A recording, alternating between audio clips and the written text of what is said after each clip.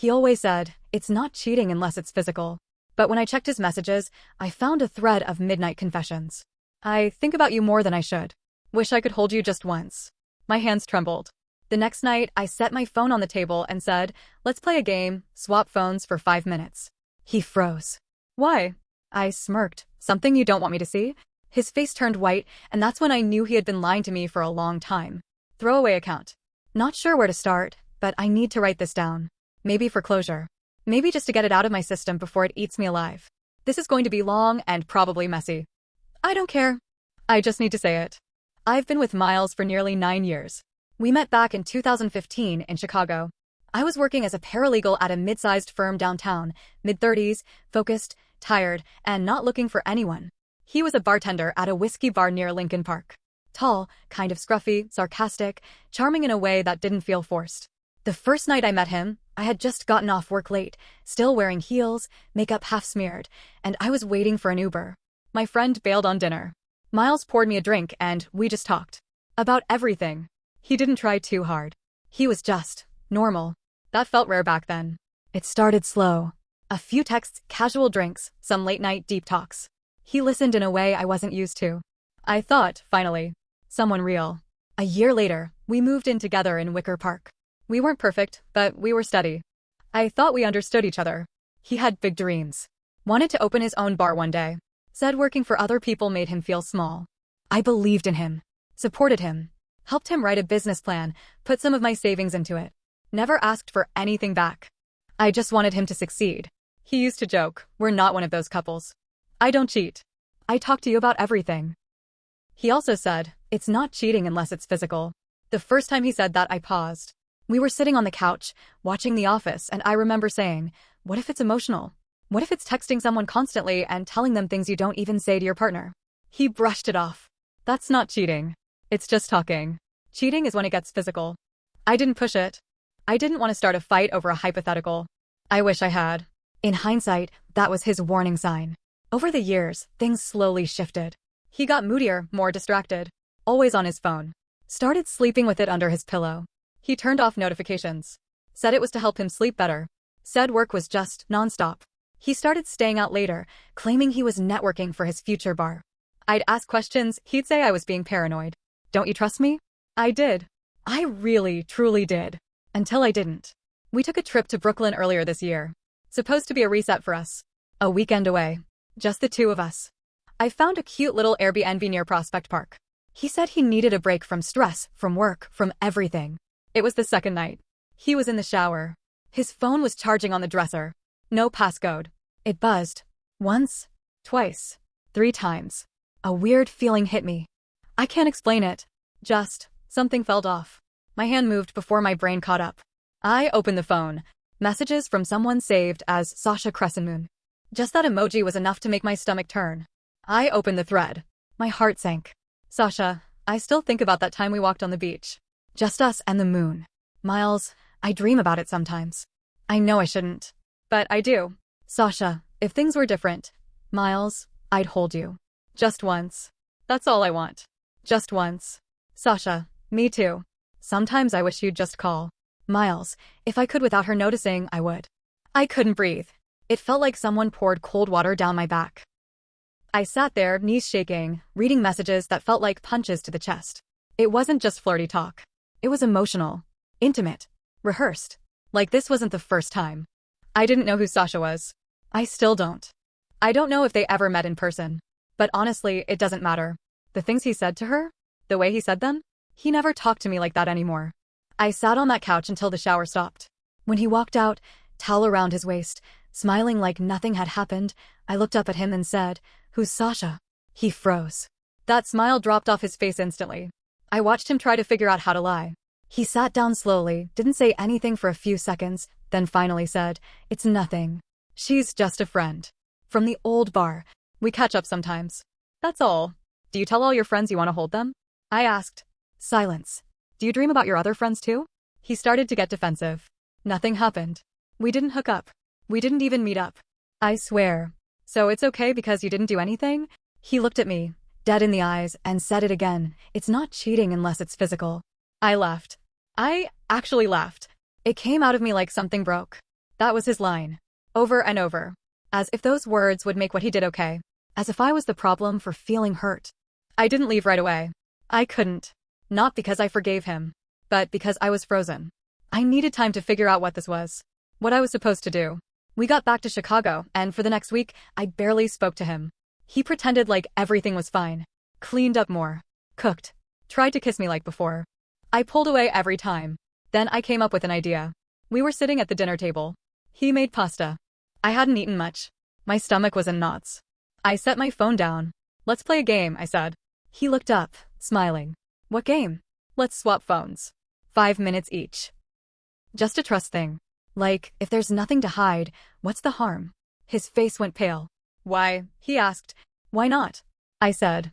He stared at me for a few seconds. The tension was so thick it felt like the whole room was holding its breath. He picked up his fork, then set it down again. I don't think that's a good idea. I nodded. That's what I thought. He tried to laugh it off. You're being ridiculous. Maybe, but I'm not the one hiding messages. He didn't say anything after that. That night, he slept on the couch. He said it was because of his back. I didn't argue. I laid in bed staring at the ceiling, realizing the man next to me was a stranger. A liar. And possibly someone who never actually loved me the way I thought he did. That was 2 weeks ago. I haven't made any decisions yet. I'm still here. Still sleeping in our bed.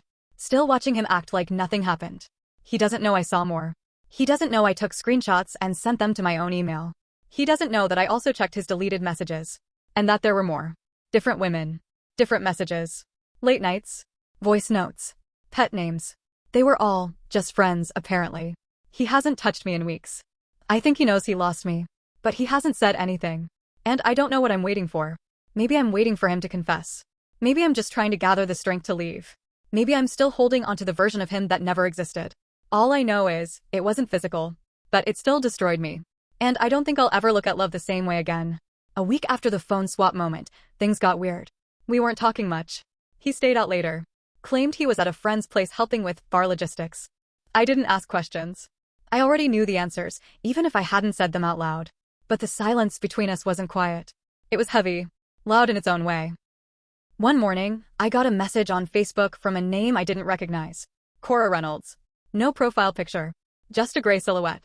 I almost deleted it, thinking it was spam, but the preview caught my eye. Hey, I know you don't know me. I don't even know if I should be doing this. But I think you deserve to know. I'm sorry. I opened the message. My hands were already shaking. She wrote, I met Miles on Bumble a few months ago. He told me he was single. We went out twice. Nothing serious, but we talked a lot. He kept saying he wasn't ready for anything serious yet because he was healing from a messy past relationship. He made it sound like he just got out of something toxic. I had no idea he was living with someone. I found your Instagram by accident when he left his phone on the table to use the bathroom during our coffee date. I saw a photo of you two at some event and reverse searched the tag. I wanted to believe I was wrong. But then I saw your name on a few more posts. I ghosted him after that. But it's been bothering me. You didn't deserve that. I'm sorry. I sat there staring at the screen like it was in another language. I didn't even feel angry right away. I just felt tired. So damn tired. He was on dating apps.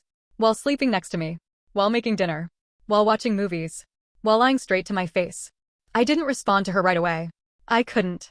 But I screenshotted everything. Saved it. Labeled the folder Truth on my desktop like I was in some bad TV show. That night, he came home late again. Smelled like cheap body spray and beer.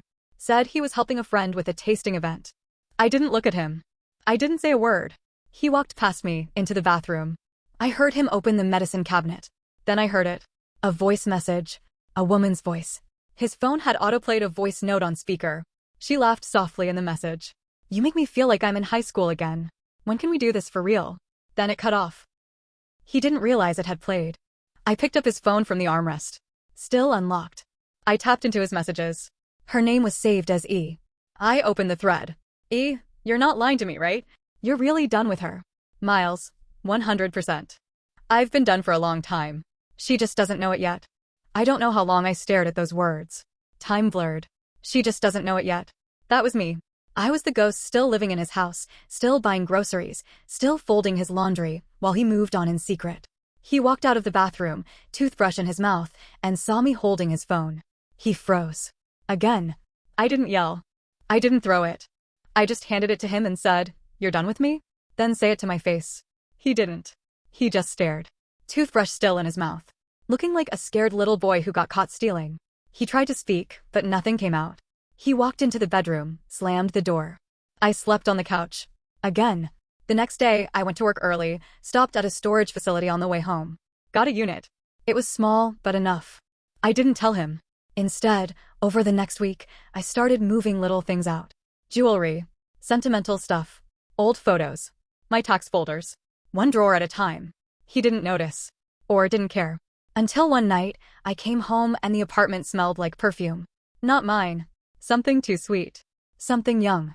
I walked into the kitchen. There were 2 wine glasses on the table. One had lipstick on it. Red. I don't wear red. There was a scarf draped on the back of the chair. Again, not mine. I stood there for a solid 5 minutes, not moving. Then I walked into the bedroom. Empty. He wasn't home. I checked the laundry basket. A lacy bra buried under his hoodie. Still warm. I didn't scream. I didn't cry. I walked to the fridge. Opened a can of LaCroix. Sat on the couch. Waited. 2 hours later, he walked in with her. Some girl in a green jacket and 2 high heels, laughing like she had no idea. And when she saw me, her face dropped. I looked at him. I said, calmly, "Did you really think I wouldn't know?" She stepped back. "Wait. What is this?" I said, "I'm the girlfriend he lives with. The one he's done with but hasn't told yet. That ring a bell?" She looked at him. He looked at the floor. She turned around and left. Didn't say a word. I thought he'd follow her. He didn't. He shut the door quietly. Didn't even look at me. He just whispered, "You shouldn't have stayed this long." I nodded. Then I said the last thing I've said to him since. "Neither should you." I packed more the next day. I'm still in the apartment, but now everything I own is in boxes stacked near the door. He's been crashing somewhere else, I think. I don't ask. I don't care. And maybe the part that hurts the most? It's not even the cheating. It's how easily he made me disappear. Like I was never really there. Like I was just a placeholder until someone more exciting showed up. I thought that would be the worst of it. The bra. The lipstick. The girl standing in my kitchen like she belonged there. But the worst hadn't even started. The real twist came 3 days later. I was at work, trying to pretend my life wasn't crumbling in slow motion, when I got a call from a number I didn't recognize. At first, I let it go to voicemail. I figured it was a telemarketer. But they called again. And then texted. "This is going to sound insane, but can you call me? It's about Miles. I'm not trying to cause drama. I just think you need to know something." That was the entire text. No name. Just that. Something in my gut told me to call. Her name was Mira. She sounded nervous, almost like she was talking to a cop. She said, "You don't know me, but I'm his ex." I blinked. Ex? Yeah. We dated a long time ago. On and off. He told me he was single again. Said he and his girlfriend had split a while ago. We started seeing each other a few weeks ago. Weeks. I felt like I was going to be sick. Mira went on. He was really intense. Like, calling me every day, showing up with flowers, saying he wanted to start fresh, do things right this time. I was suspicious. So I did some digging. She said she found my name through Venmo, of all things.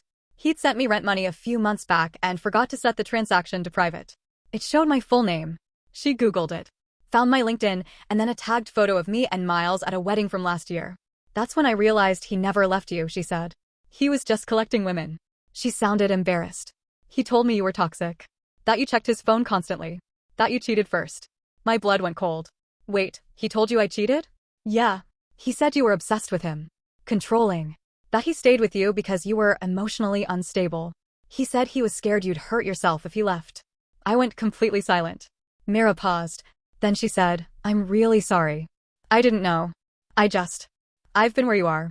I know what it feels like." Before she hung up, she added something I'll never forget. "Check the email account. Not his main one. The old Gmail one. If he hasn't changed the password, you might find things you need to see." That night, I tried it. I remembered that old email. One he used to use back in 2016 when we first met. I guessed the password, his dog's name, and a random number. It worked. And what I found in that inbox still haunts me. There were folders. Labeled by names. Literal folders. Each one had screenshots. Photos. Voice notes. Receipts. I opened one folder called Elliot. Another called Carmen. Then one with no name, just a heart emoji. Inside? Emails to himself. Messages he forwarded from other platforms. Long threads of conversations with women he called baby and beautiful and soulmate. Some overlapped. Some were months apart. Some were clearly recent. And then there was me. A folder with my name. At first, I froze. Then I opened it. Photos of us. Trips. My birthday dinner from 2 years ago. A note he wrote to himself. Still not sure if she's the one. Don't want to hurt her. But don't want to stay. Feels like I owe her something. Another one, dated only a few months ago. Starting to feel trapped. She's noticing too much. Need to plan my exit better. Maybe start something with Mira again. She always forgives.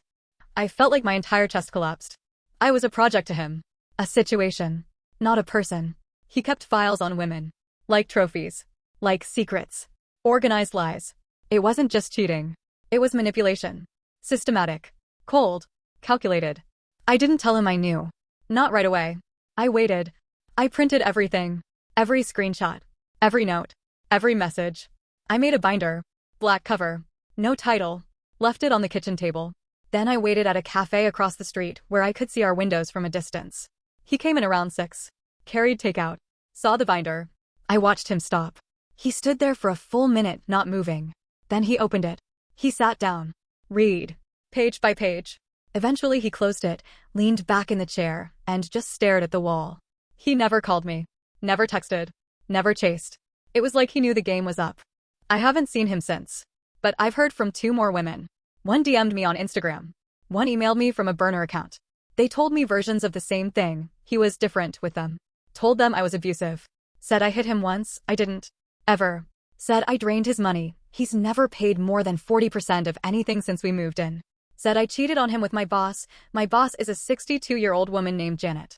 He created whole versions of me that didn't exist. So he could play victim. So he could justify being a liar. I still live in the apartment for now. The lease is in my name. He took what little he cared about. Some clothes, his record collection, and a signed baseball I never liked anyway. And yet, there's still one drawer he didn't clean out. Still one photo of us on the fridge. Still a bottle of his cologne under the sink. Like he thinks he might come back. Or maybe he just left pieces behind to haunt me. Maybe he thinks I'll miss him enough to forgive. Maybe he's waiting. But I'm not. I'm planning my exit. He doesn't know it yet. But soon, I'll be gone. And for the first time in 9 years. He won't know where I went. It was quiet for 2 weeks. Miles didn't come back. Didn't call. No texts. No, I'm sorry, no excuses. Just silence. I kept expecting something. An email. A key tossed on the counter. A drunk 2 a.m. knock at the door. But nothing. Then I got the call. It was from Dave, one of our mutual friends. Well, his friend, really. But we had all hung out enough over the years that I thought we were on decent terms. Dave sounded nervous. Hey, I'm only calling because I think you should know. Miles is having this thing on Friday night. At the bar he wants to invest in. Soft opening, I guess. He's been talking a lot. Saying stuff. Just, if you want to defend yourself, maybe you should be there. What is he saying? Dave sighed. That you cheated. That you emptied his bank account. That you threatened to ruin his career. I almost laughed. He doesn't have a career. Yeah, I know. Look, I'm not saying it's true. I don't believe it. But he's spreading it around. To people who don't know you. I sat with that for a while. Then I said, what time? Friday night. Soft opening of some dive bar in Logan Square. One of those rustic but overpriced places with Edison bulbs and $16 cocktails. I didn't dress up. Jeans. Hoodie. No makeup. I wanted to be invisible. I just wanted the truth to speak for itself. I walked in and instantly felt the tension. People stared. Conversations paused mid-sentence. A few people looked down. One woman whispered to another. Then I saw him. Miles. Behind the bar. Laughing, charming, performing. He spotted me and froze for half a second, then smirked like I was just some crazy ex crashing his party. He walked over. Wow. Didn't expect you to show. I said, yeah, well. Someone told me you were rewriting history. He chuckled. You gonna cause a scene now? In front of all these people. I reached into my bag and pulled out the binder. The one with all the screenshots. Emails. Voice messages. Photos. I slammed it onto the bar in front of him. Let them read this. Since you love to tell stories. He blinked. The bartender next to him raised his eyebrows. Dude, what is this? I turned to the room. If anyone here wants to know what kind of man Miles really is, go ahead. Flip through. See what he says when he thinks no one's watching. I didn't yell. I didn't cry. My voice was steady. Calm. Cold. He tried to laugh it off. She's insane. She's been stalking me. Dave spoke up from the corner. She's not lying. Everyone turned. Dave stepped forward. He told me he was gonna gaslight her so hard she'd question her own name. His words, not mine. The room shifted. You could feel it. One of the women, someone I'd never seen before, walked over, opened the binder, read a few pages and muttered, "Holy shit." Then she slapped the binder closed, looked Miles dead in the eyes and said, "You're disgusting." He just stood there, frozen. People started backing away, whispering. Someone walked out. Then two more. It didn't turn into a riot. No one threw drinks or yelled. It was worse. It was quiet disappointment. That kind that follows you. Sticks. He looked at me, eyes wide like he couldn't believe he lost control. He whispered, "You don't get to do this to me." I leaned in, real low, and said, "You did this to yourself." Then I left.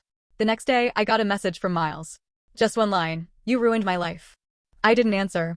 2 days later, a woman named Tina emailed me. Said she was supposed to go on a second date with him that weekend. Saw the posts online. Said thank you. That was the last ripple. I moved out 3 weeks later. New apartment, smaller, quieter, far from everything that reminded me of him. Dave helped me carry boxes. He kept saying, "You didn't deserve any of that. You were good to him." I didn't know what to say back. I just nodded. My mom called that night. I hadn't told her everything, just the basics. She said, "You always loved him more than he loved himself." That stuck with me. She was right. He didn't love me. Not really. He loved how I made him feel about himself. And when I stopped feeding his ego, he found others who would. I'm not angry anymore. Not like before. It's more like grief. I'm mourning a version of my life that never really existed. I was loyal. Honest. I showed up every day. I gave him the best of me. And he used that to fill a folder on his laptop like I was just another phase. But here's what I know now. Emotional abuse doesn't always look like yelling or bruises. Sometimes it looks like charm and laughter and 100 small lies that slowly rewrite your memory. It looks like someone convincing you that you're the crazy one until you can't even trust your own gut. He tried to make me doubt everything. But in the end, he made one mistake. He underestimated what I'd do once I finally believed myself. Not with forgiveness. Not with closure from him. But with truth. And for the first time in almost a decade. That's enough.